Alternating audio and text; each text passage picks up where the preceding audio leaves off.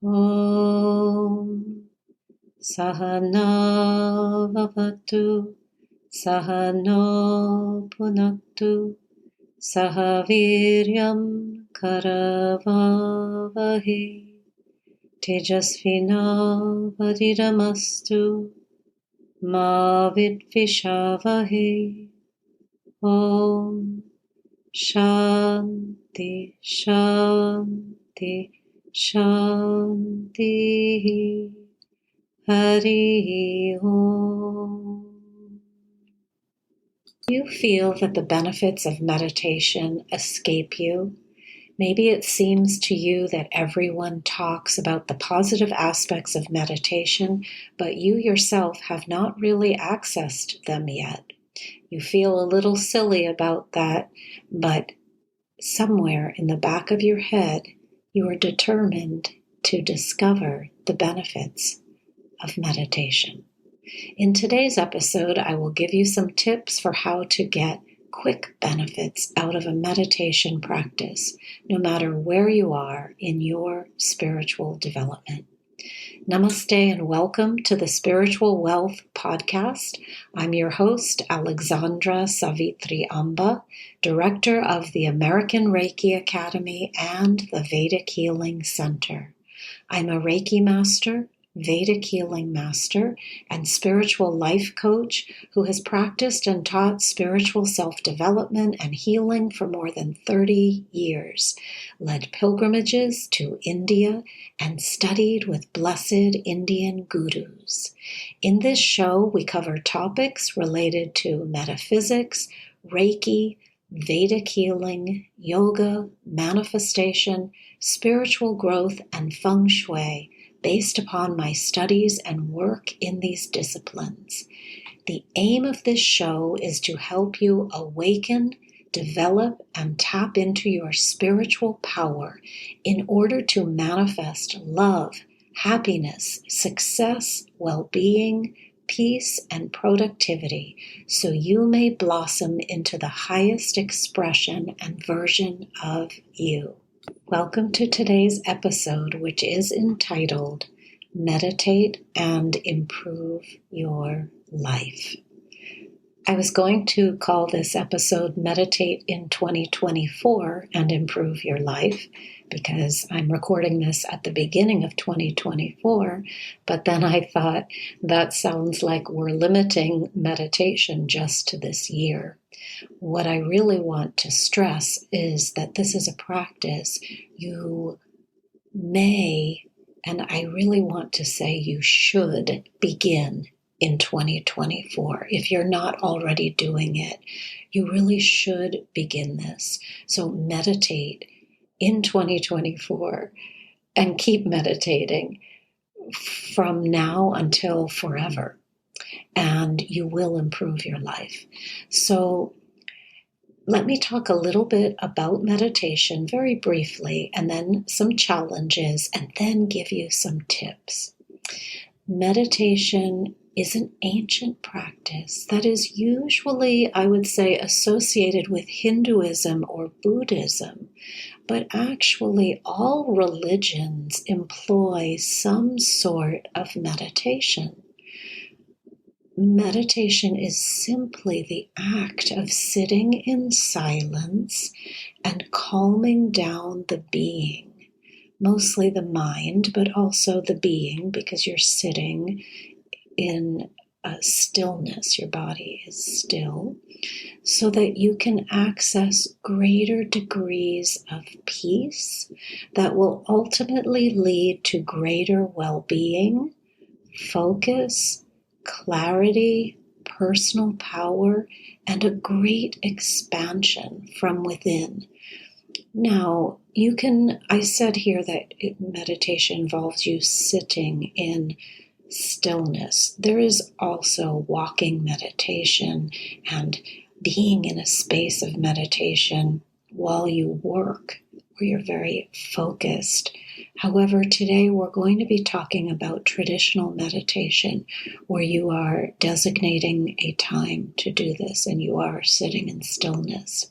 So let's talk about some of the challenges of meditation, and then I'd like to give you some tips so that you can really give this practice the attention it deserves this year and always from now on, and reap extraordinary benefits. So sometimes when people come to my classes and programs, they tell me they're trying to meditate, but they can barely fit in 10 minutes a day. They say they just don't have time for it. And if they do devote some time to it, it's inconsistent. So even if they do fit it in, it is inconsistent, and also they say it doesn't really help them, because they feel their mind is wandering too much. And sometimes I even laugh because people will get really quiet and they want to reveal a secret. Sometimes I'm doing a group program, so they lower their voice and they say they want to share something with the group. And we all get very quiet because we know it's going to be something a little bit private from the way they're talking. And they say, I can't really meditate because I have a very active mind. So inside I have to laugh a little bit because I've heard this over and over again, and it isn't really a secret or a weakness or a problem that is inherent to you. It is a problem simply of being human.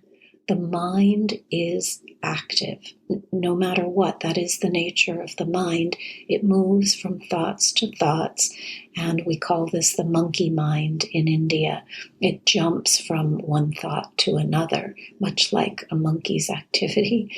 So you don't have to feel shy or upset or like there's something wrong with you because your mind is all over the place.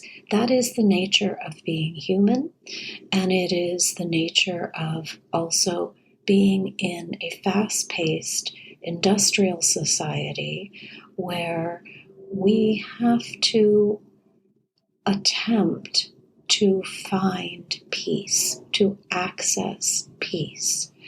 We are not living, for the most part, we are not living on a beach somewhere, kind of isolated, or on a beautiful island with, not many people. And sometimes we thought that's where we go on vacation, really. And of course, many people live in these environments, but for the most part, I'm talking to people who are living in busy cities all over the world and doing their work and then trying to access this peace in meditation. And they get frustrated. They don't know what to do and they give up. They say they just can't do it. But I would like to tell you to make a commitment to this amazing practice. And again, I'm going to share some tips in a couple minutes. I first want to say that I learned meditation as a child, and I was very young. I was, I think I was 4 years old, and I went to a school I attended, my regular school, and meditation was part of our curriculum. So we had to do meditation every single day, and then once a week we would do a longer meditation with the whole school. But once in the morning before class, every grade did meditation for a brief period. It wasn't long. It depended on our age, actually. When we were really little, it may have been 5 to 10 minutes, and then later on it was 15 to 20 minutes. And then when we were a little older, it was once a week for 1 hour with the whole school, or several grades at a time. And many years later, I was still doing meditation when I became immersed in metaphysics and Reiki, and later as I became interested in Indian gurus and their teachings, and then I traveled to India and stayed in ashrams, which are spiritual centers. So now meditation is so much a part of my day that I cannot imagine ever skipping the practice. And I've said this before, I think in these podcasts, probably in my newsletters, and definitely in my classes, meditation becomes so integral to the day that just as when you wake up, you wash your face, you brush your teeth, you go to meditation. It's just a natural part of the way you start your day. So here are some tips that may help you. Some of them are kind of basic. You may have heard them before, but maybe I'll say them with a different twist, or maybe, which is often the case, it is just the right time for you to hear these words. So you may have heard other teachers say the same things, and you may have heard them in slightly different ways, and then all of a sudden, when it's time, something clicks within you, something resonates in your being. Therefore, please keep an open mind and listen to these tips, and hopefully they will have an impact in you as you start this new year. So the first tip is simply to understand that there is indeed something incredible to a meditation practice. So just an understanding. And then that you will get benefit right away, but it is going to take some work and time to reap the deeper benefits. So right away from the get-go, you are gaining benefit. It's like if I said to you, start an exercise practice, and you say, oh my gosh, I'm overweight and I haven't exercised in a long time. And I say, just start, just walk around the block. And so you drag your body out and you walk around the block and you feel a little bit better. So you're gaining benefit. But as you become more consistent and your walks become longer, obviously you'll get deeper benefit. So many times in this podcast, I equate your spiritual practice with an exercise practice because some of the elements and the philosophy are very similar. So the first tip is understand that there is indeed something incredible to a meditation practice, and you will get benefit right away, but it is going to take some work and time to reap the deeper benefits. So benefits will be there from the start, but they are going to get more profound with practice. Second tip is sit down for meditation daily, no matter what. Make this commitment to yourself and your own well-being. Without commitment, the results will also be haphazard. They will be all over the place. So you're going to commit to it no matter what. The third tip is sit in the same spot. Places hold energy. So when you use the same spot, you establish an energetic vortex in, let's say it's your home. So most of us are going to meditate in our homes if we're in the regular world, if we're not living in an ashram or a commune or, somewhere where you'd be amongst a group. You're in a house or an apartment. So establish a spot. Now, we discuss this in our feng shui program, actually. So all the spaces in your home hold energy. Your kitchen has a certain energy for cooking. Your living room has an energy for gathering. And so, each place in your home has energy, and then you imbue them with energy by what you do there. So, for instance, let's say you decide your dining room, part of your dining room is going to be your office. So you are creating an energetic vortex in that area of the dining room for work. This is my work area. So when you meditate, sit in the same spot, because it's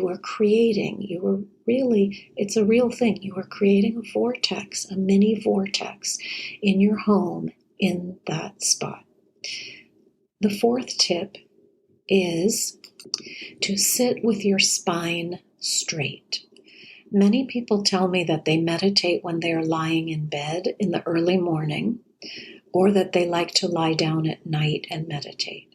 I would urge you not to do this. We sit with the spine straight because it causes energy to flow along a precise pathway. It causes energies to rise from the lower chakras, so the chakras are energy centers, to the upper chakras, where we access the more pristine energies that connect us to other realms, to the heavens, to divine energies. Lying down does not allow the energy to flow in the same way. And plus, there is the risk, of course, of falling asleep, where you'll think, oh, maybe I meditated. I was kind of in a deep space and I feel like I was close to sleep, or maybe I was asleep. You'll get confused because probably you were asleep. You were partly asleep. But when you're sitting up, it usually doesn't happen. I suppose it can if you're really exhausted, but usually it doesn't. The fifth tip, meditate at the same time. Your body will get used to this and even urge you to get to it. It's like your body has a memory and it says, okay, come on, it's 5 a.m., start the meditation, or it's 4 a.m., or it's 6 a.m., or 7 a.m. And then I'm going to lead right into the next tip with that. Meditate at different times of the day, but at the very least, in the early morning hours. So early morning holds pristine energies that you cannot access at other times of the day. And this is something that ancient yogis knew. And this is why we get up as early as 3 or 4 a.m. when we are spending time in an ashram. So an ashram is a spiritual center. And we start our practice that early. Of course, this requires us to go to bed early and to monitor when we eat our last meal and what we eat and so forth, and just a little bit of planning. But once you get into the habit, it becomes very natural. The seventh tip is, do not attempt to control the mind. So the mind is going to wander. Just like I said, my students will say, I have a very active mind. And they're a little embarrassed, and then they're a little relieved, like they're making a great confession. So we all have this active mind. And sometimes our minds are more active, certainly. What you want to do is bring the mind back to the breath. So as it wanders, just bring it back to the breath. There are actually different techniques. Of course, in Vedic healing, we work with sound, vibration, and visualization. But for the purposes of this episode, I'm just suggesting that you bring the mind back to the breath. And the techniques, including this one of moving the mind back to the breath, allow the mind to calm down. They give the mind somewhere to go. So in the beginning, simply concentrate on your breath. You will You will observe thoughts coming and going, but put your attention back on the breath. And the last tip for today is to persevere. No matter what, keep at your meditation practice. So the benefits will start seeping into your being and into your days, and you will want more. It will feel so good. You will just say, there's something to this. I feel like I'm kind of getting the hang of it, and I want to explore it more. I can tell you that meditation is an amazing and incredible practice that will bring focus, clarity, peace, serenity, well-being, expansion, self-awareness, and self-growth, and more into your life.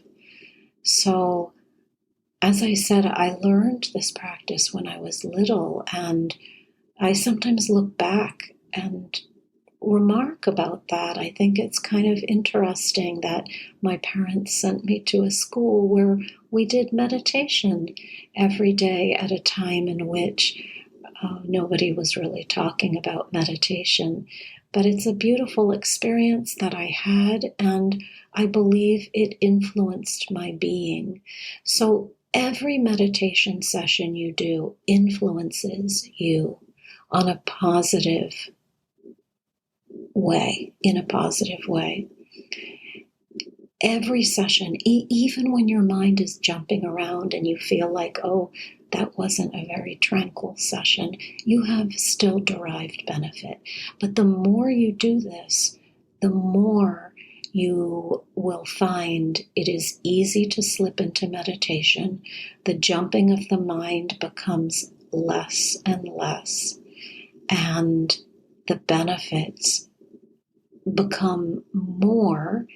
And not only that, the benefits, you can really feel the benefits. They aren't obscure. So I started this podcast by saying you might find that the benefits elude you, or you just haven't accessed them yet. But once you start to access them, there's absolutely no doubt that this practice is incredibly beneficial and brings health to your body, to your mind, to your emotions, to your spirit. So in 2024, I want to urge you to move forward with your spiritual practice by incorporating meditation. And as always, please reach out to me if you have questions, concerns. If I can be of assistance, you can click on the link in the show notes and connect with me via the website. And I will be more than happy to help support you in your practice of spiritual development. Again, the title of this podcast is Spiritual Wealth, and it is my assertion that through your spiritual practice, you derive such incredible riches in your life and in your being that not only help the here and now, but will help you as a soul when you move on. It's something we don't think about very often. Where are we going after this? Is this all that there is?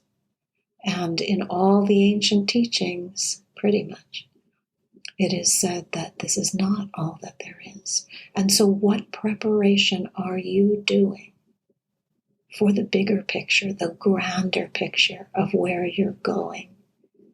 And your spiritual practice will support you in this beautiful journey where we travel on and on and on and keep learning lessons and reconnecting with one another in other dimensions.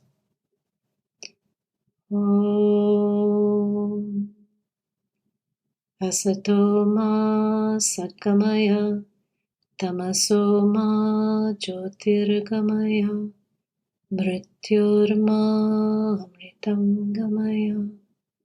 Om Shanti Shanti Shanti. Hari Om. Om Sai Ram. Jai Guruji. Om Amriteshwarye Namaha. Hare Krishna. Om Namah Shivaya.